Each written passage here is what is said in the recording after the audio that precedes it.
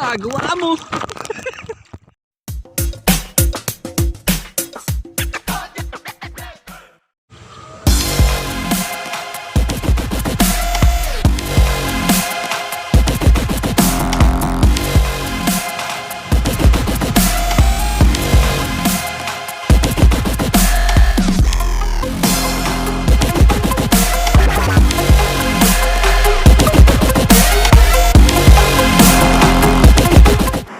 Yo, what's up mga kapigar? Andito naman po tayo sa isang panibagong adventure to sa ating vlog number 4. At kung bago ka lang sa channel na to, huwag mo kakalimutan i-hit yung like button at subscribe button.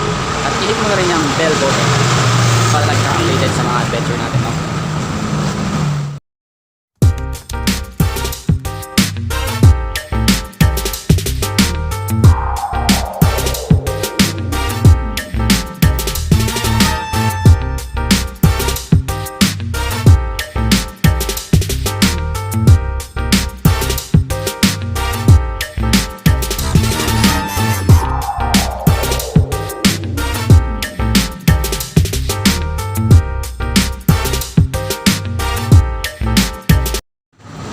Yun po na welcome to my channel, Pigar TV. Kami tayo mga pre. For today's vlog, pupunta tayo sa isang isla na hindi pa napupunta. Pupunta tayo sa Isla Reta.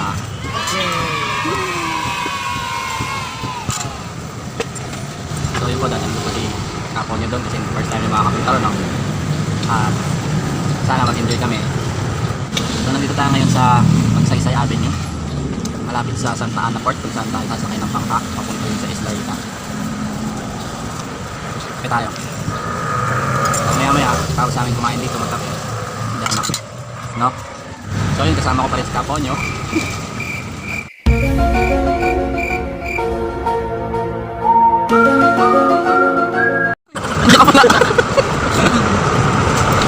Feeling mo ngayon pre? Happy ka naman? Happy naman ako. Kasi napupuntahan ko na ngayon yung hindi ko pala puntahan yung Kasi hindi talaga to totally traveling vlog, kundi biglang alinlangan pa. Alam mo naman talaga na kailangan ka. Ang katulad mo ay matagal kong hinahanap at gusto ko makita, yeah. Gusto ko makita isang dalagang Pilipina, yeah. Dalagang last day na kasi namin dito sa Davao, kaya last day susulitin na namin to.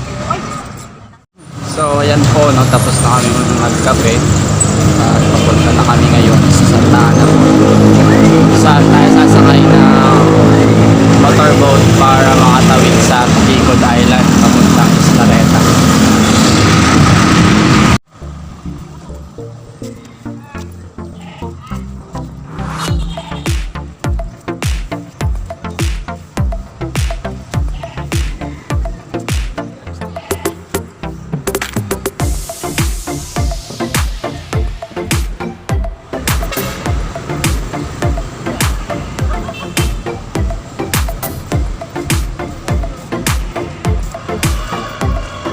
Dito tayo sa Santa Ana Port.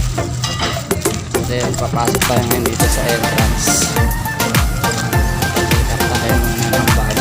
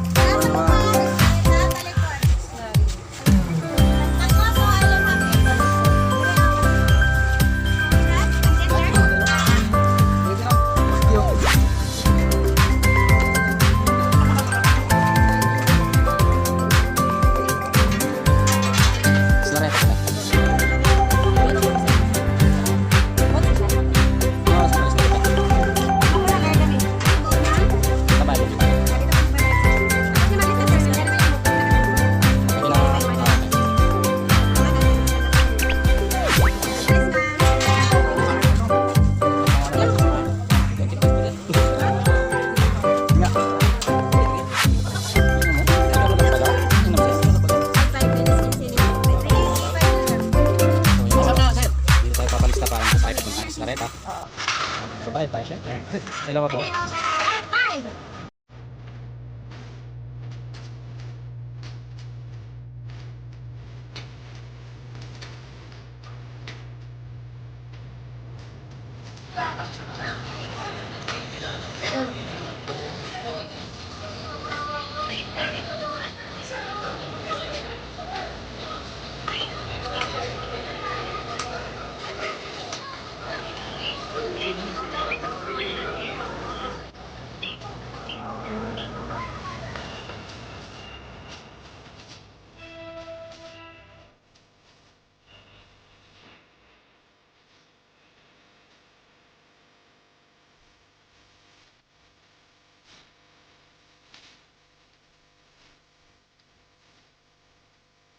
So yun po mga kasigar, dito na po tayo sa motorboat.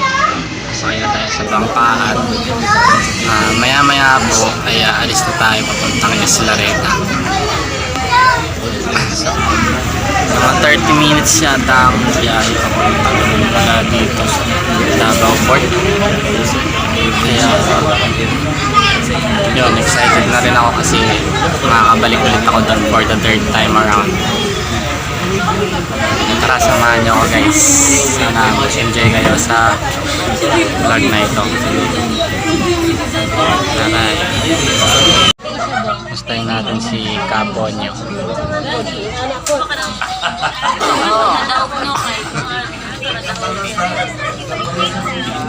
Po, seryoso siya, no? Ay, nakakainit.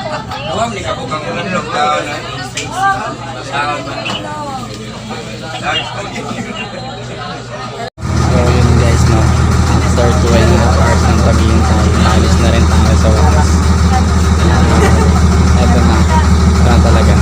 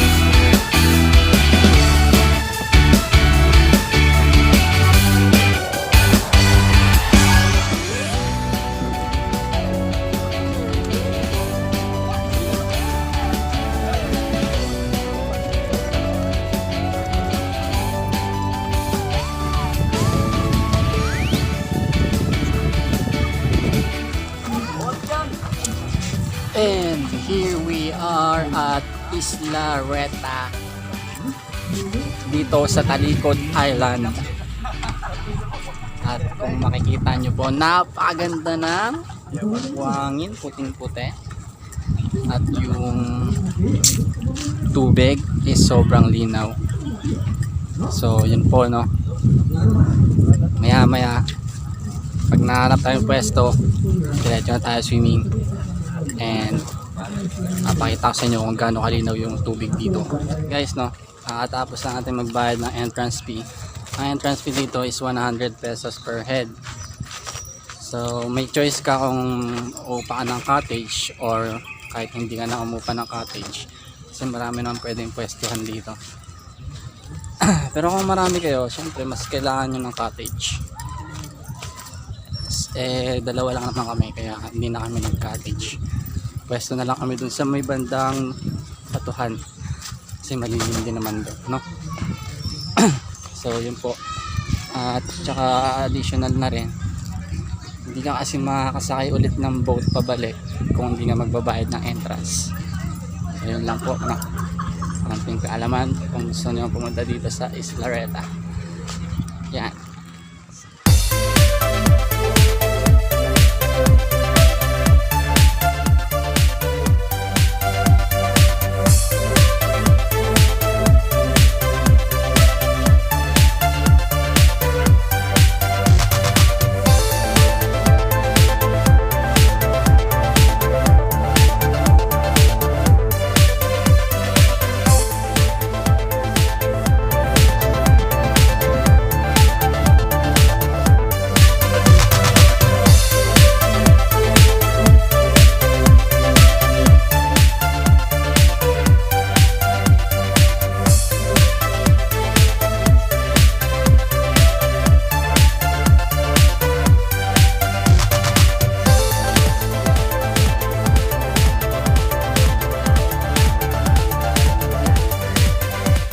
What's up, Kapigar? So ayun po, no, kung nandiyan ka pa rin at nanonood ng video to, maraming salamat kasi tinapos mo itong video to.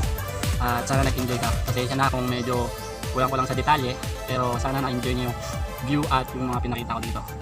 So yun po, napakaganda talaga sa lugar na to, at kung balak nyo pumunta rito, I'm highly recommending this place for you to have your relaxation and enjoy your summer vacation.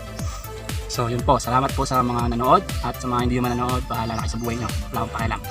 At kung gusto mo itong video na to, huwag kang mahihiyang i-like yung button na yan, pindutin yung like na button at yung kulang button dyan sa baba. Subscribe mo na, at pindutin mo na rin yung bell button para updated ka sa mga bagong adventures na gagawin natin, no? So yun lang mga Kapigar, maraming salamat talaga kahit papano. Sana napasaya ko kayo, no? So yun lang po, bye bye.